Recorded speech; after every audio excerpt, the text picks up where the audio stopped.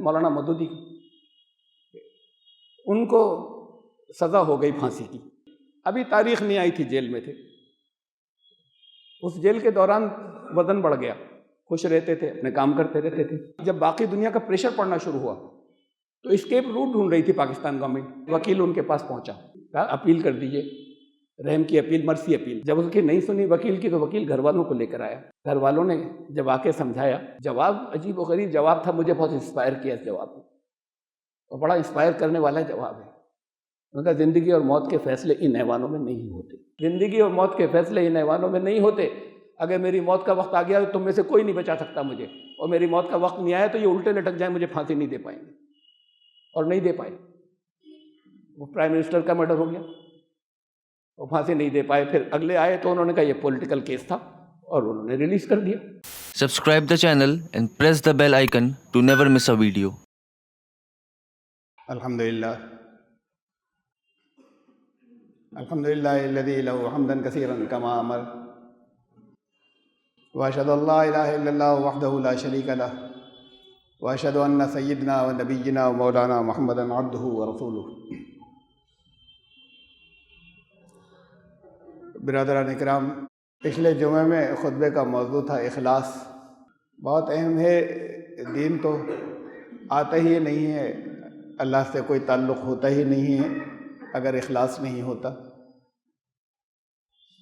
اور میں نے بتایا تھا کہ جتنا خالص ہے اللہ کے لیے اتنا اخلاص زیادہ ہے، اور جتنی کھوٹ ہے اتنی منافقت ہے، جیسے سونے میں کھوٹ ہوتی ہے۔ کچھ چیزیں تھیں بہت اہم جو ضروری تھیں اخلاص کے تعلق سے سمجھنے کی، رہ گئی تھی، تو اسے میں آج پورا کرنا چاہتا ہوں۔ 3 خاص طور سے ہدایتیں ہیں قرآن کریم کے اندر، اور یہ 3 ہدایتیں ہیں جو اس پر اگر کوشش کریں اور جتنا بھی اس کے اوپر عمل کر سکیں اتنا کھوٹ نکلتا چلا جائے گا، اتنے خالص ہوتے چلے جائیں گے۔ تو اسے اخلاص پھر کہتے ہیں، وہ اخلاص اتنا آتا چلا جائے گا۔ اس میں سے پہلی ہے کہ فرمایا کہ یا ایھا الذین آمنوا اتقوا اللہ حق تقاتہ۔ یہ 3 حق بیان کیے ہیں، جس میں سے پہلا حق جو ہے حق تقاتہ، تقوی ایسا اختیار کرو جیسا اس کا تقوی اختیار کرنے کا حق ہے۔ خالی تقوی کی بات ہو گئی، ایسا جیسا اس کا حق ہے۔ حق کیا ہے؟ تقوی تو آپ میں سے زیادہ تر جانتے ہیں، لیکن ریگولر آپ میں سے زیادہ تر خود بات سنتے رہتے ہیں، اور تقوی میں نے بہت مرتبہ بیان کیا کہ عام تصور سے کچھ مختلف ہے۔ محبت بڑھ جانے کے بعد جو ایک ڈر پیدا ہوتا ہے کہ کہیں کوئی خفگی نہیں ہو جائے، کہیں ناراض نہیں ہو جائے، کوئی پیش کرنے کے لائق نیکی ہوئی یا نہیں ہوئی۔ محبت بڑھ جانے کے بعد جو خوف آتا ہے محبت کی وجہ سے، اس کو تقوی کہتے ہیں۔ یعنی اللہ سے محبت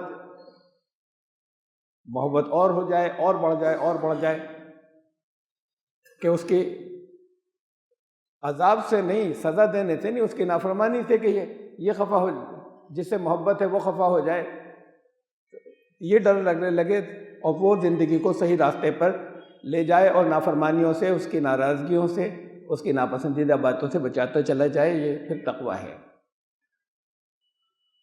یہ جو کہا حق تقاتہ، اس اللہ کا تقوی اختیار کرنے کا حق کیا ہے؟ حق کتنا ہے اس کا؟ محبت، جیسے میں نے بتایا پہلی بنیاد ہے اس کی، محبتیں یہاں دنیا کے اندر ہوتی ہیں، کتنی داستانیں محبتوں کے اوپر، کسی مرد و عورت کی اور لڑکا اور لڑکی کی، دنیا کے اندر کتنی داستانیں لکھی گئی ہیں، کتنی شاعری اس کے اوپر ہوئی ہے، کتنے کردار بنائے گئے ہیں، بڑے افسانوی کردار بن گئے ہیں کہ وہ کردار اس کے نام سے مشہور ہیں، کہ اس کے اندر وہ دیومالائی کہانیاں بھی ہیں کہ وہ شرط رکھ دی کسی شہزادی نے کہ وہ تم فلاں چیز لے کے آؤ گے، وہ نگینہ لے کر آؤ گے، تو پھر وہ نگینہ جو ہے وہ کون سے کسی پہاڑ پر ہے، وہ اس پہاڑ کے اوپر وہ دیو رہتا ہے، اور پھر وہاں جانے کے بعد پھر وہ اوپر پنجرا ہے، اور اس پنجرے کے اوپر سے جانے کے بعد وہ نگینہ نکالنا ہے، لانا ہے، اور وہ پھر گئے اور جا کر لے کر آ رہے ہیں، اپنی زندگی خطرے میں ڈال کے کہانیاں بنی ہیں، بہت بنی ہیں اس موضوع کے اوپر۔ لیکن دن رات دیکھتے ہیں نا ہم، شادی ہوئی، شادی ہونے کے بعد کہیں کاسٹ کا فرق تھا، کہیں یہ تھا کہ وہ مذہب پہلے کچھ اور تھا، وہ مذہب تبدیل کر لیا تھا، یا خاندان الگ تھا، گھر والوں نے الگ کر دیا، زبردستی الگ کرا دیا، کسی ایک کو مار دیا، جان سے مار دیا، تو دوسرا بھی اپنی جان دے دیتا ہے۔ اپنی جان دے دینا جو ہے یہ بالکل آخری انتہا ہے۔ تو محبت کی بات ہوتی ہے کہ محبت ہے تو نہیں رہ سکتے، زندہ جان بھی دے دی۔ دل میں کسی کی محبت ہوتی ہے، اس سے کیا کیا ہوتا ہے وہ لگاتار ہم دیکھتے ہیں۔ اور بڑی اہم بات ہے جس میں کئی دفعہ توجہ دلا چکا ہوں کہ محبت کی کچھ علامتیں ہوتی ہیں، کچھ نشانیاں ہوتی ہیں، یہ خالی زبان سے کہنے کی چیز نہیں ہے۔ وہ محبت کی ایک علامت ہے بے چینی، بے چینی، تڑپ، یہ اس کی سائنس میں سے ہے۔ اسے ملنے کی تمنا ہو، اس کے لیے ایک بے چینی ہو، اور یہ دوسری علامت ہے کہ اس کے لیے کچھ بھی کرنے کو تیار ہوں، اور کوئی رزلٹ نہیں چاہیے، وہ خوش ہو جائے تو کچھ بھی کرنے کے لیے تیار ہے۔ پھر اسی کو تو اخلاص کہتے ہیں کہ کوئی رزلٹ نہیں چاہیے، کوئی بدلہ نہیں چاہیے، کوئی اس کے بدلے میں ہمیں کسی طرح کی کوئی چیز نہیں چاہیے، اسی کو اخلاص کہتے ہیں۔ حق تقاتی ہی، اس سے تقوی اختیار کرنے کا اس کا حق کیا ہے؟ قرآن نے کہا والذین آمنوا اشد حبا للہ، ایمان لانے والے اللہ سے سب سے بڑھ کر محبت کرتے ہیں۔ اشد، بہت شدید، سب سے زیادہ بڑھ کر اس سے محبت ہوتی ہے۔ یعنی باقی تمام محبتیں ہوتی ہیں، باقی سب محبتیں پھر دوسرے نمبر پر آ گئیں، جس کی زیادہ ہے جب اس کی رضا کی بات ہوتی ہے تو پھر یہ خیال ہی نہیں آتا، احساس ہی نہیں ہوتا، یہ سب کچھ چھوڑ دیتا ہے۔ کتنے ہمارے پاس مثالیں ہیں، واقعات ہیں، اور خاص طور سے حضرت ابراہیم علیہ السلام کی زندگی میں کہ سوچا ہی نہیں جب ان کو حکم دیا گیا، ذرا دیر کے لیے بھی نہیں سوچا، ایک لمحے کے لیے بھی نہیں سوچا کہ جب انہیں حکم دیا گیا، کہ حکم نہیں دیا گیا تھا، انہوں نے یہ سمجھ لیا، یہ بھی محبت کی انتہا کی بات تھی۔ خواب دکھایا تھا، خوابوں کی تو تعبیریں ہوتی ہیں، سچے خواب ہوتے ہیں نبی کے، اس کی بھی تعبیریں ہوا کرتی ہیں، نبیوں کو بھی ایسے خواب دکھائے جاتے ہیں جن کی تعبیریں ہوتی ہیں۔ حضرت یوسف علیہ السلام کو خواب دکھایا گیا تھا، اس کی تعبیر تھی، قرآن میں ہے، تاریخ میں ہے، حدیثوں میں ہے، رسول اللہ صلی اللہ علیہ وسلم کو ایسے خواب دکھائے گئے جن کی کچھ تعبیریں تھیں۔ بالکل ایگزیکٹ جیسے نظر آ رہا ہے وہی مطلب نہیں ہوتا، اس کے انٹرپریٹیشنز ہوتے ہیں، تو کچھ مطلب نکالتے ہیں۔ تو خلاف شریعت بات تھی کہ بیٹے کو ذبح کر دیں، اور پھر اللہ کے رسول تھے، ان کے پاس وحی آ جاتی، انتظار کرتے، اللہ سے دعا کرتے کہ اس کا مطلب واضح فرما دیجئے، تو اللہ کی طرف سے ڈائریکٹ رہنمائی آ جاتی۔ یہ محبت کی بات تھی، یہ بے پناہ ان کے اپنے آپ کو سرنڈر کر دینے کی، سپرد کر دینے کی بات تھی کہ انہوں نے خواب دیکھا کہ بس اللہ کا حکم ہو گیا کہ بیٹے کو ذبح کر دو، اور بیٹے کو لے کر چل دیا، اور اپنے خیال میں تو انہوں نے چھری چلا دی، آخر موقع پر ان کو روکا گیا، بالکل آخری لمحے پر روکا گیا کہ یہ، اور روکتے وقت کہا یہ گیا کہ خواب ہی تو دکھایا تھا، قد صدقت الرؤیا، خواب کو سچا کیے دے رہے ہو۔ یہ محبت کی بات تھی۔ کہا ایک شاعر نے کہا کہ خلیل مست میں جنون تھا، میں کہتے ہیں شراب کو یا نشے کو، تو جنون کی شراب تھی، محبت کا جنون تھا، اس کی شراب تھی۔ تو خلیل جو تھے حضرت ابراہیم خلیل اللہ، وہ تو اس میں ہوش نہیں تھا انہیں، اس محبت کے نشے میں۔ خلیل مست میں جنوں تھا، مگر میں تجھ سے یہ پوچھتا ہوں، رضائے حق کی چھری کے نیچے حیات آئی کہ موت آئی؟ چھری انہوں نے چلا دی تھی، اور موت نہیں آئی، بلکہ ایک ہمیشہ کی زندگی ملی، اور رہتی دنیا تک، قیامت تک کے لیے اسے سب کے لیے ایک علامت اور نشانی بنا دیا، خود سے پردگی کی اس قربانی کو۔ تو یہ حضرت ابراہیم علیہ السلام کا ایک اسوہ تھا۔ تو جہاں داستانوں کے اندر آتا ہے کہ یہ تڑپ، یہ جو فرضی داستانیں ہیں، اسی قیس کے اس کو بھی ایک طرف یہ ہے کہ کہا گیا کہ ان لوگوں نے کہا اس کو قلابے ملائے ہیں طرح طرح کے، لیکن انتہا جو ہوتی ہے جا کر یہ ہوتی ہے کہ طور پر تو نے جو ہے دیدہ موسیٰ دیکھا، وہی کچھ قیس نے دیکھا پس محمل ہو کر، کہ موسیٰ نے کسی کا دیدار کیا تھا اور قیس نے کسی اور کا دیدار کی تمنا تھی۔ حضرت ابراہیم نے سچ کر دکھایا، کوئی اور تمنا نہیں، وہاں تمنا بھی نہیں ہے، یہ تمنا بھی نہیں کہ دیدار، بات تو یہ کہ جو حکم آیا بس اس کے اوپر عمل کرنا ہے۔ یہ تو آخری درجے کی طرف بیوی کو چھوڑائے ویرانے کے اندر، اور چھوڑ کر، اور نوزائیدہ بچہ ابھی پیدا ہوا ہے، اور وہ ویرانہ، وہ صحرا ایسا ہے کہ یقینی موت ہے، کوئی بچا ہی نہیں تھا، اور سسکتی ہوئی موت ہے، سوال ہی نہیں کیا، پوچھا بھی نہیں، اور پلٹ کر چل دیے۔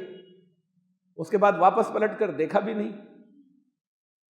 اب بیوی سے محبت نہیں تھی، بچے سے محبت نہیں تھی، تو دعاؤں کے نتیجے میں اتنی بڑھاپے کی عمر میں تو اکلوتے تھے اس وقت تک، بات کو حضرت اسحاق بات کو پیدا ہوئے، اکلوتا بچہ تھا۔ محبت تو بے پناہ تھی، لیکن اس محبت کے آگے تو پھر اس درجے کی بھی نہیں تھی کہ خیال ہی نہیں آیا، احساس ہی نہیں ہوا کہ یہاں چھوڑ دوں یا چھری چلا دوں۔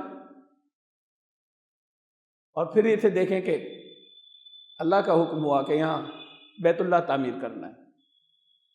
اب وہاں سے 3000 کلومیٹر سے آ رہے ہیں چلتے ہوئے پیدل، ان کو لیا، تھوڑے سے بڑے ہو گئے تھے ابراہیم، حضرت اسماعیل ساتھ میں لیا، اس کی ان بنیادوں کے اوپر جو نشاندہی کی گئی جو پہلے سے کبھی تھا، اس کی تعمیر شروع ہوئی ان بنیادوں کے اوپر۔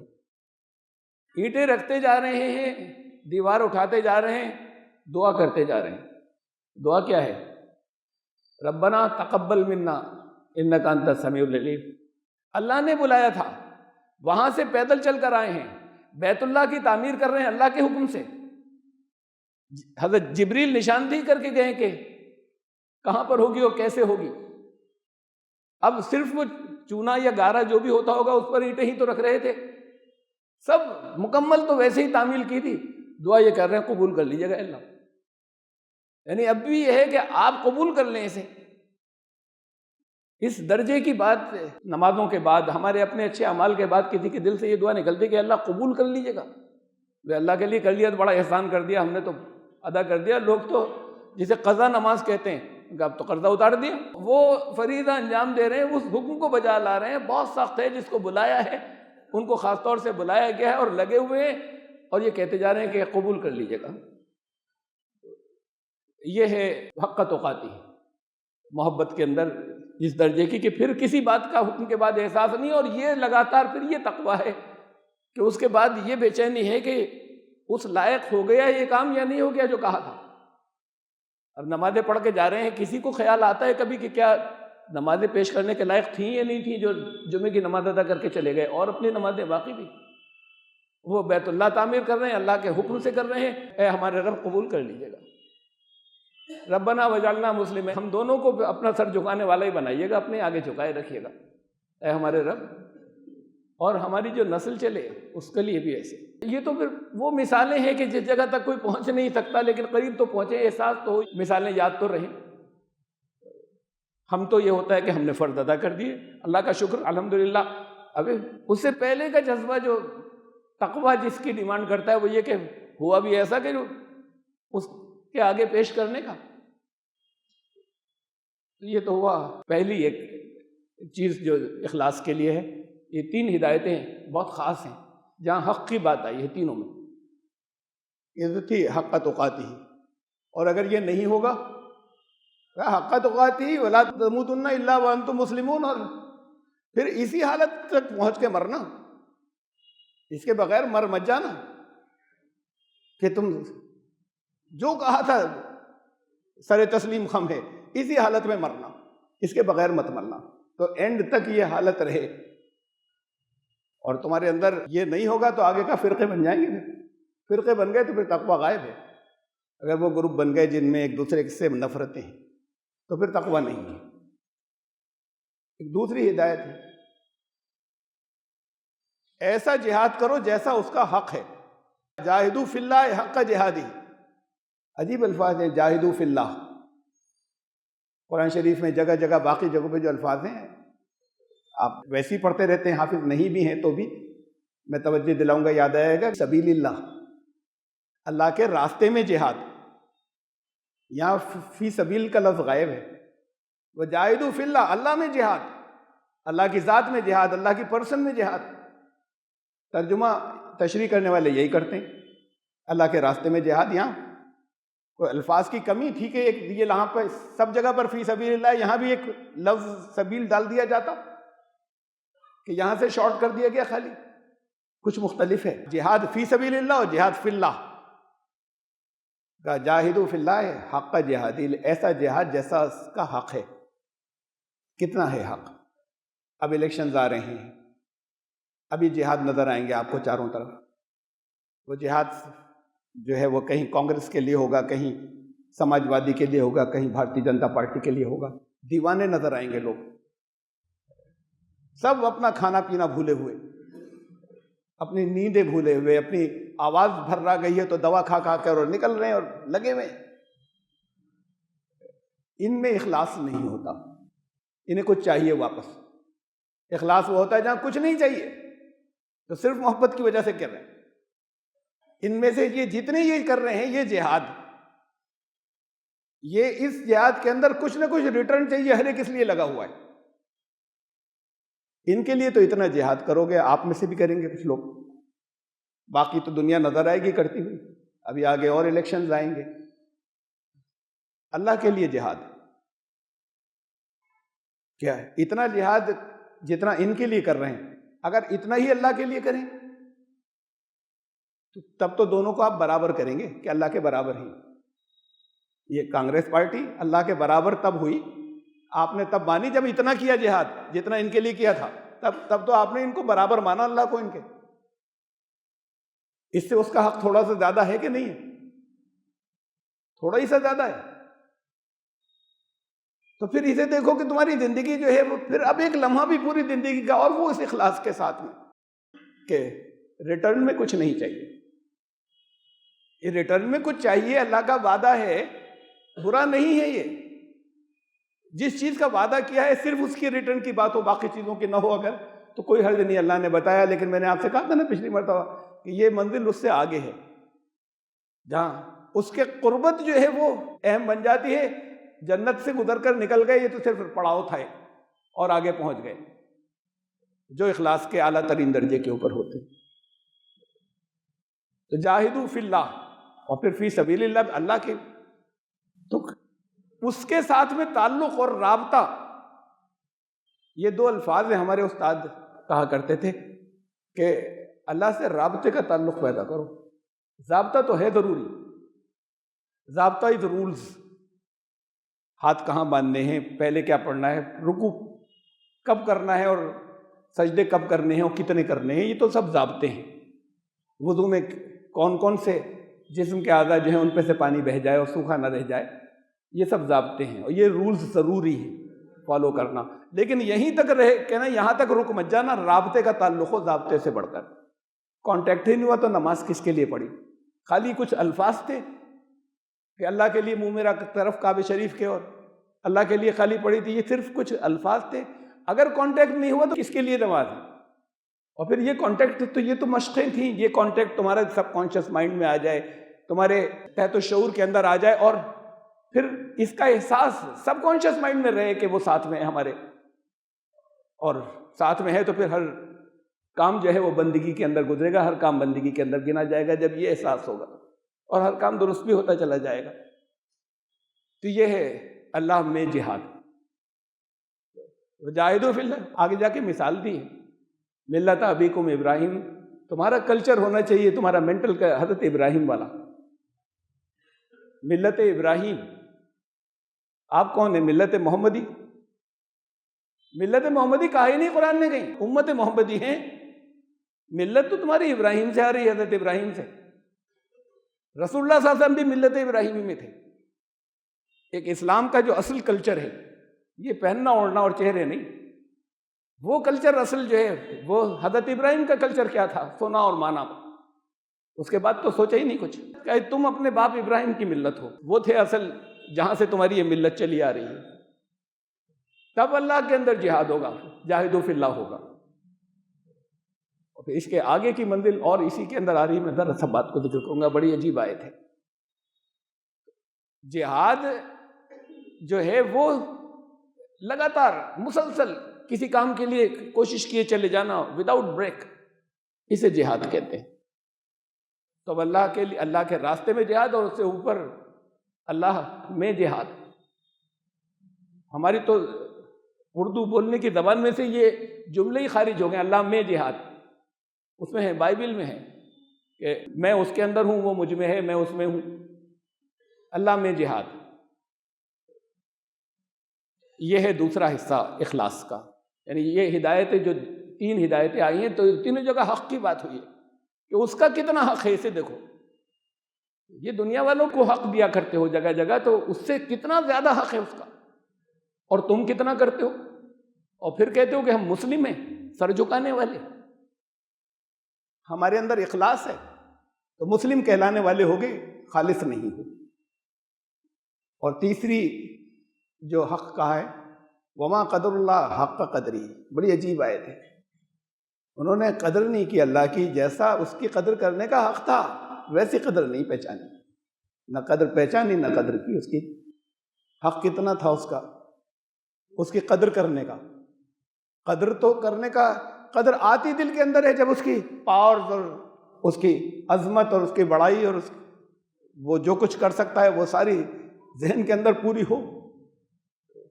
تم نے قدر نہیں پہچانی.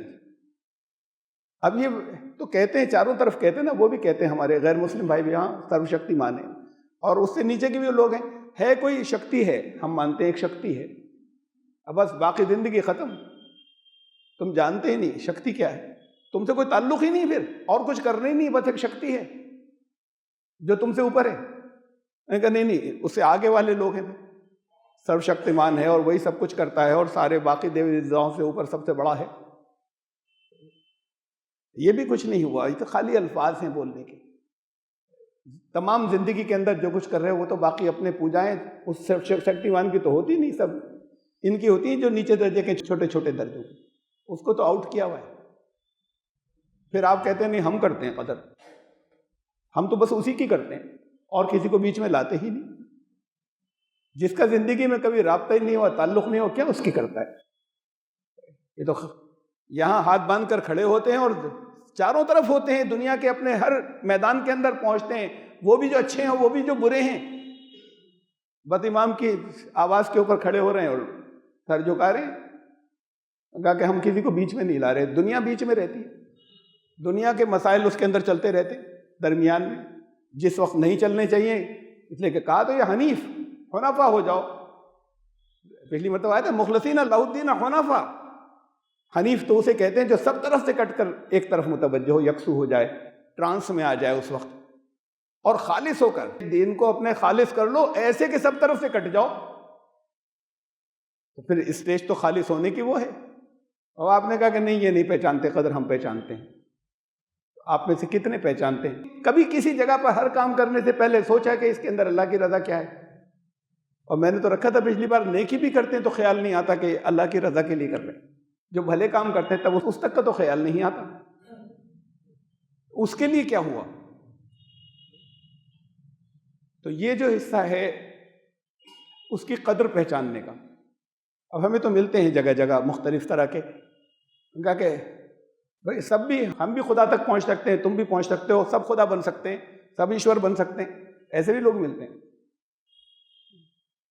تم تو چھوڑو, ان سے کہیں کہ یہ ذرا سا ایک اس جیسی زمین بنا کر دکھا دو, باقی کائنات کو تو چھوڑو, اس نے تو یہ کیا ہے, تم خدا ہو, تم خدا بن جاؤ گے. تم اپنی بات کہو, اسے چھوڑو. میں نے دوسروں کی مثالیں دے دی. رسول اللہ صلی اللہ علیہ وسلم تھے, تھوڑی دیر کے لیے آرام فرما رہے تھے ایک پیڑ کے نیچے, اور تلوار ٹانگ دی تھی. آ گیا ایک دشمن, نے کہا اب موقع مل گیا, دور ہیں باقی ساتھیوں سے بہت, تلوار اٹھائی اور پھر آواز دی. اب یہ تو اللہ کو منظور تھا کہ اسی وقت گردن نہیں اڑائی, اس کے نے کہا کہ ذرا چیلنج کر کے ماروں گا, یہ کچھ کر تو سکتے ہی نہیں ہم. پھر اٹھایا, آواز دی, جاگے دیکھا تو پوچھا کہ اب تمہیں کون بچا سکتا ہے مجھ سے؟ انہوں نے انگلی اٹھائی کہ بچانے والا وہ اللہ بچا. پورے کانفیڈنس کے ساتھ میں, ذرا سا بھی نہیں, یہ قدر پہچاننا ہے. کہ اللہ نے اگر کسی کام کے لیے انہیں بھیجا ہے تو پھر اللہ دیکھے گا کہ وہ یہ کام جو ہے اس کے اندر لگیں گے. زندگی اور موت اس کے ہاتھ میں نہیں ہے, اللہ بچائے گا. ہمیں یہاں دنیا میں مثالیں ملتی ہیں, لوگوں کی ملتی ہیں. تو محمد رسول اللہ صلی اللہ علیہ وسلم کی مثال تھی, کہیں گے ان کی زندگی اللہ کی نگرانی میں تھی. آپ میں سے کوئی اور مجھ سمیت ان کی ساری باتوں سے متفق ہو یا نہ ہو, لیکن بڑے کچھ عظمت کے پہلو ہیں زندگی میں, جس میں سے ایک مجھے بہت اپیل کرتا ہے مولانا مودودی کی. ان کو سزا ہو گئی پھانسی کی, فائنل ہو گیا, پھانسی کی سزا ہو گئی. وہاں کے سپریم کورٹ نے توثیق کر دی. ابھی تاریخ نہیں آئی تھی, جیل میں تھے. اس جیل کے دوران وزن بڑھ گیا, خوش رہتے تھے, اپنے کام کرتے رہتے تھے. اعلان ہو چکا ہے اب کسی دن تاریخ بھی آئے گی. کھلبلی مچی ہوئی تھی, باقی دنیا میں بھی کھلبلی مچی ہوئی تھی. جب باقی دنیا کا پریشر پڑنا شروع ہوا تو اسکیپ روٹ ڈھونڈ رہی تھی پاکستان گورنمنٹ کہ اسکیپ روٹ مل جائے, اس لیے کہ باقی سعودی عرب اور دوسرے بہت سے ممالک کا پریشر بہت پڑ رہا تھا. وہ کہتے کہ ہمارے یہاں ہی بھیج دو. وکیل کو کانٹیکٹ کیا گیا, وکیل ان کے پاس پہنچا, اپیل کر دیجئے, رحم کی اپیل, مرسی اپیل. ابھی آخری چیز باقی ہے, سپریم کورٹ دے دے پریسیڈنٹ, اگر اس کو مرسی اپیل کو مان لے تو ختم ہو جاتی ہے. یہ سزا جو ہے کنورٹ ہو جائے گی سزائے موت. جب اس کی نہیں سنی وکیل کی تو وکیل گھر والوں کو لے کر آیا. وکیل گھر والوں کو لے کر آیا اور گھر والوں نے کچھ سمجھایا کہ بھائی اتنا ان کو دستخط تو کرنی ہے, اتنا مان لیے تو پھر دین کا کام کریں گے, یہ ہوگا, سب زندگی آگے کنسٹرکٹیو کام میں لگیں گے. گھر والوں نے جب آ کے سمجھایا. اب اس پہلو پر بحث کرنا بالکل دوسری بات ہے کہ بھائی ٹھیک ہے, اللہ جتنا دین کا کام چاہے گا لے گا یا نہیں لے گا, مجھے نہیں اپیل کرنی ہے. جواب عجیب و غریب جواب تھا, مجھے بہت انسپائر کیا اس جواب نے, اور بڑا انسپائر کرنے والا جواب ہے. ان کا زندگی اور موت کے فیصلے ان حیوانوں میں نہیں ہوتے. یہ کریں گے, زندگی ہو چکی ہے, سپریم کورٹ فائنل کر چکی ہے, اپیل نہیں کریں گے تو پھانسی پر جائیں گے, کوئی راستہ ہی نہیں ہے. ان کا یہ فیصلہ کر رہے ہیں, زندگی اور موت کے فیصلے ان حیوانوں میں نہیں ہوتے.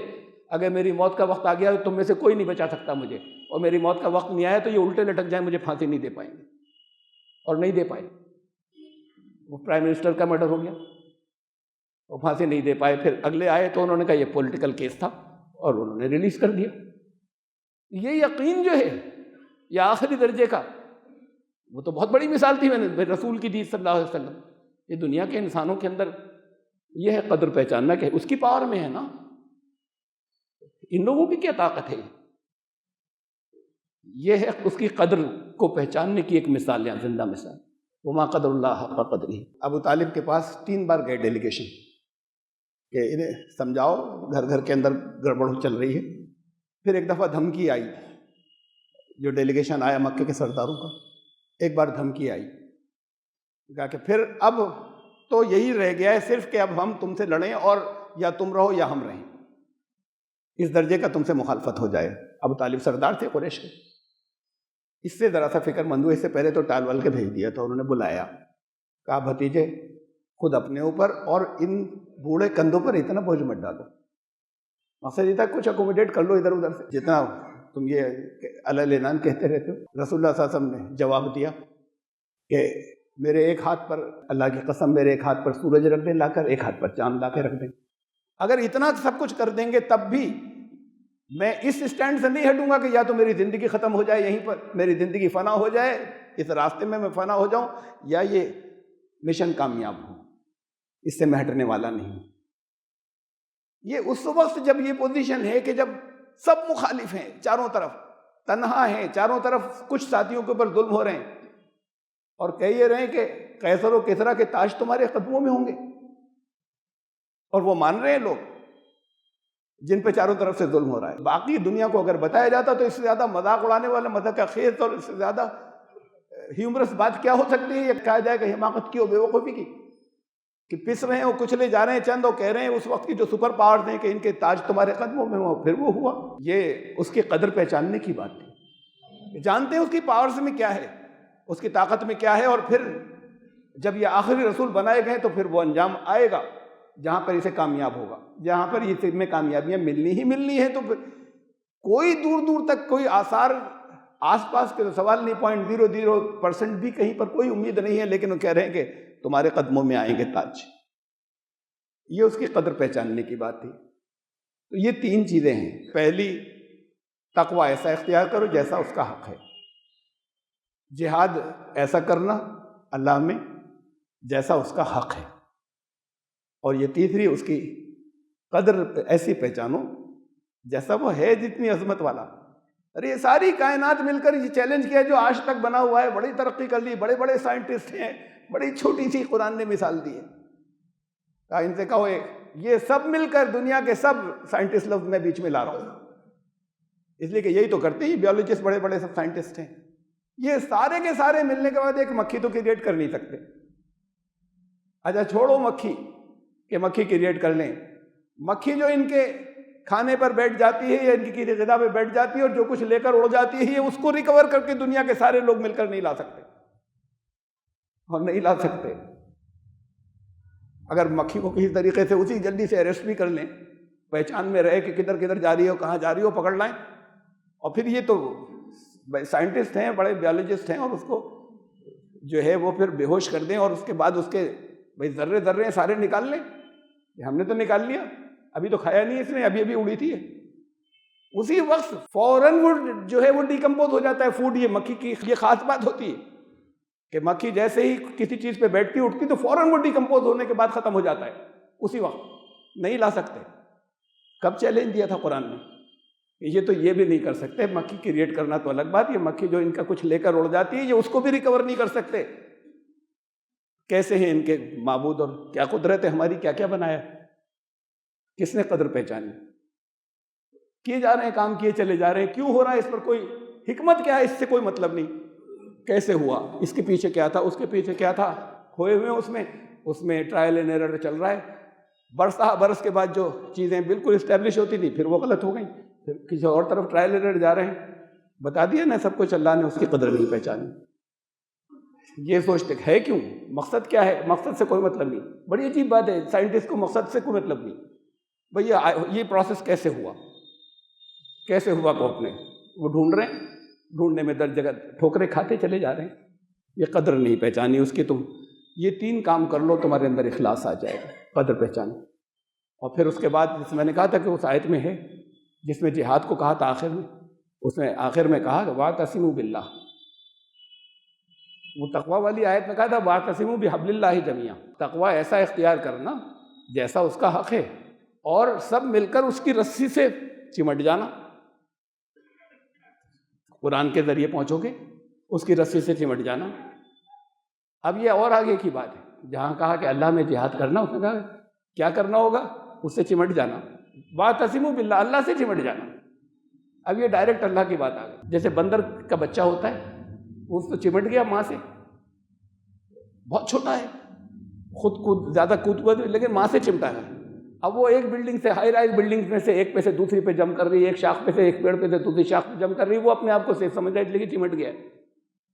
وہ سب کام تو وہ کرا دے گی جس سے چمٹا ہوا ہے.